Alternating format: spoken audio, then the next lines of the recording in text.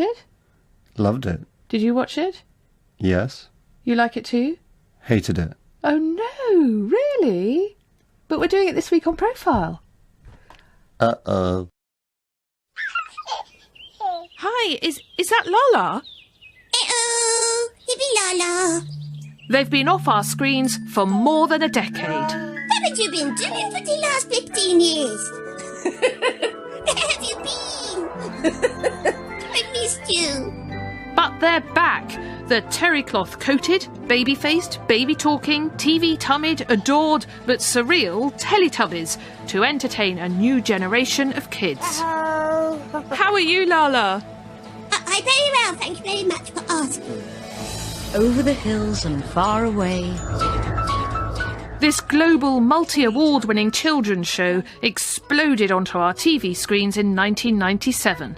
It's been watched by about 1 billion children worldwide and translated into over 40 languages. 再见，拉拉。Baka. Winke, Lala. It was hardly run-of-the-mill. It was completely different from anything I'd ever seen before. I mean, it was going to be a risk because it was so different. And it was off the wall.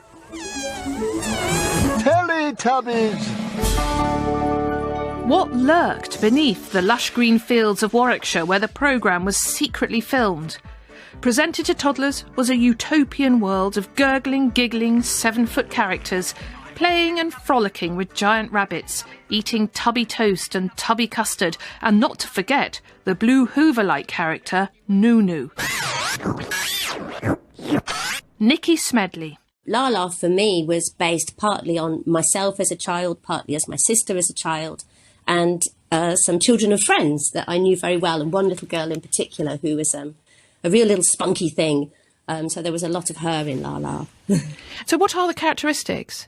She's very warm and she's very loving. She cares about the other Teletubbies, and she's a little bit pretentious, you know. She's she likes the arts in her own little way and thinks she's a wonderful singer and a brilliant dancer, and you know she likes to look after the others. And so in a way I can call you Lala because you are Lala. Well, do you know my sister's children still refer to me as Auntie La? Yes, and I have friends that still call me Lala. All right, La. Yeah. My name is Anna Hume, and I was for 11 years head of children's television at the BBC, and it was in that capacity that I commissioned Teletubbies. After controversially killing off Play School, Anna Hume was after a fresh approach for a new kids' show.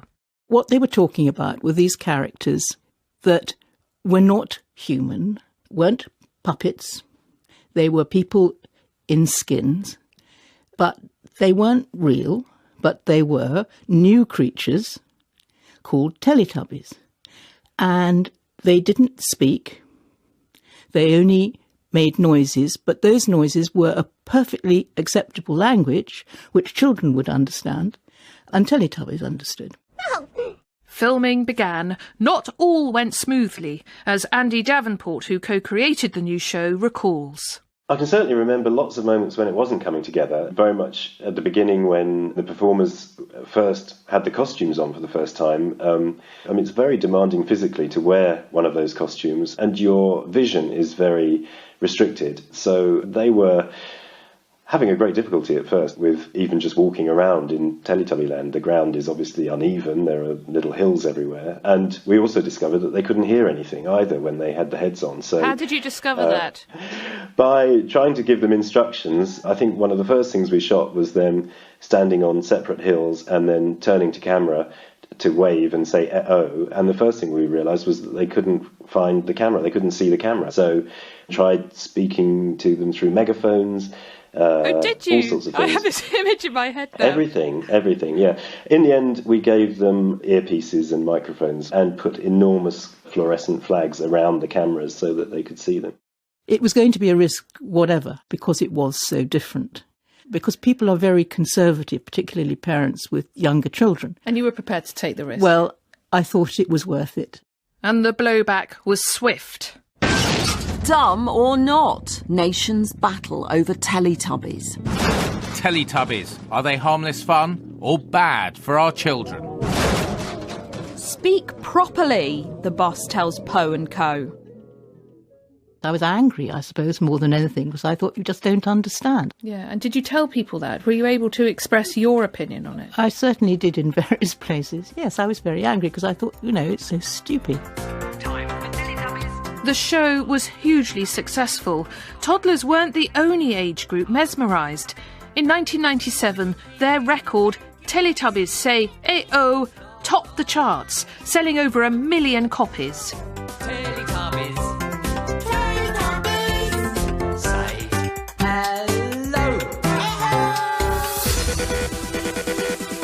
Even though the professed purpose was for it to be for very young children, it very quickly got picked up as a very popular programme amongst people coming back from raves who would watch it at 6 in the morning when they were coming down from their drug experiences. It was perceived by some educators and some parents as actually not being good for children, of not encouraging them to speak properly, of dumbing them down, keeping them babyfied, of not pushing them forwards to strive to grow up, all those things. 1998 and the Teletubbies took America by storm, shown on PBS, the public broadcasting service, with an educational remit, and the critics came out in force. What was the educational value of these fat creatures weebling around making repetitive noises? Dr. Susan Lin is the director of the campaign for a commercial-free childhood. Teletubbies was diabolical in a way because the creators, thought about what would catch babies' eyes. The primary colors, the round figures, and the pictures of babies are likely to capture babies' attention, but that doesn't mean that it's educational for them. One phrase that originated because of Teletubbies was crack for babies. Oh, dear. In 1999, more controversy on an entirely different issue. The question, was Tinky Winky gay, and did it matter? Here's Lime Green Dipsy, all 9 foot tall of him. John Simmet was Dipsy. They had a bit where the Tubbies discovered a tutu. And of course, Tinky Winky, a male who carried a handbag, he was quite happy prancing around in the tutu. And the very first sketch we did, Dipsy was having no part of it. I might be two, and I might be furry, but you ain't putting me a dress. And Tinky Winky, didn't mind so much. He was at home. He bathed in that stuff, He was in touch with his inner female.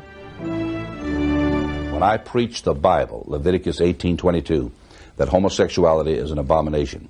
Romans chapter 1, that homosexual activity, not the person, is reprobate. When I use those words, I'm using biblical... And Tinky Winky took a hit from the American right. The Reverend Jerry Falwell, a former spokesman for America's moral majority, wrote that the show did not provide a good role model for children because Tinky Winky was gay. If you want to think Tinky Winky is gay, you can think Tinky Winky is gay. So what? There's no problem with it, really, is there? No. We're back to adult perception all the time. Get real. Dave Thompson, or Tinky Winky himself. Well, it was something which I never chose to do, but the fact that he had the red handbag and that he was purple and had a triangular aerial, that's why other people then sort of projected the gay thing onto him.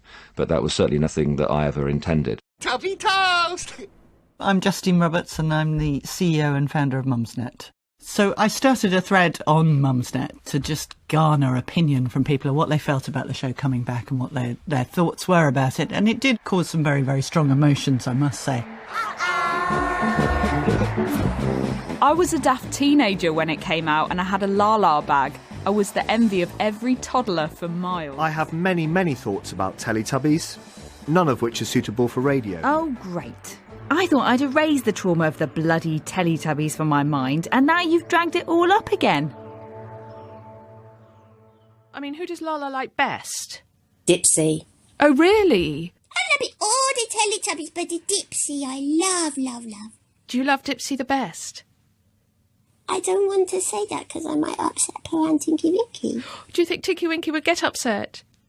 I don't think so. Tinky Winky love a Dipsy too. Did Lala feel, say, jealous of the others ever? Is that not what you're like? No, that's not what we're like at all. No, we have no form of negative emotion at all, really, especially not jealousy. Tantrums in Teletubbyland as Tinky Winky gets the elbow. And when Tinky Winky was sacked, the first Tinky Winky, was that a bit of a shock for all you Teletubbies?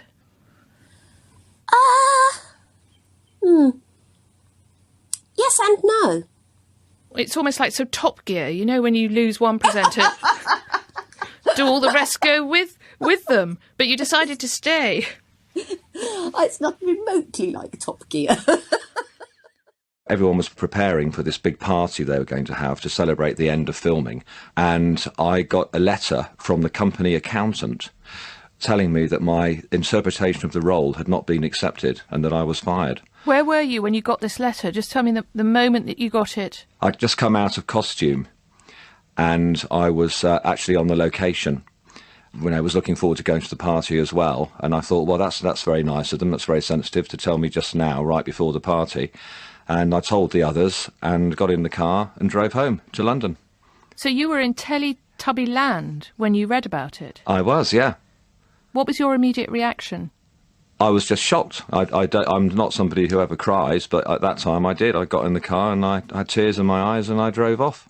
To get to the bottom of this episode, I turned to Andy Davenport. The sacking of Tinky Winky. What happened? I think, from what I know, it was his contract wasn't renewed, and that was... That was the end of that? Yeah, I mean, it was nothing sinister. Nothing sinister. It wasn't because of the way he spoke or anything? No. Just didn't work out. It certainly was something that was big in the press at the time, but... I remember it. Yeah. It was horrible the way they got me to sort of contact my inner child and sort of, you know, behave like a 3-year-old in all the workshops and stuff, and then just sort of ate it up and spat it out and fired me. But that is show business. It is. We'll have our second helping of Teletubbyland when it relaunches later this year. The programme has generated millions in merchandise and overseas sales, and it's still a favourite for children around the world. What does Anna Hume think about the return of her babies? It's flattering, but I think in a way it's a little bit sad that there are so many other remakes of old shows, old classic shows. There's nothing the matter with it, but if it means that it excludes, you know, the new Teletubbies, then I think it's a pity. Dave Thompson did appear as Tinky Winky in Teletubbies, but his voice wasn't used. So here, exclusively for Profile, I asked him to speak to me as his alter ego. OK, well, I'll just have to channel his spirit. It'll take me a couple of seconds to get into character. OK, I'm ready. Right. Do you, Tinky Winky, miss Dipsy, Poe and Lala? Does it make you sad? And do you think that they miss you? No. That's a bit sad, isn't it? Yeah. What do you think about it coming back to our television screens? Is that excitement for you? Yeah. And will you be watching? No. Because you're not in it, I suppose. No. And do you miss Teletubbyland? Yes.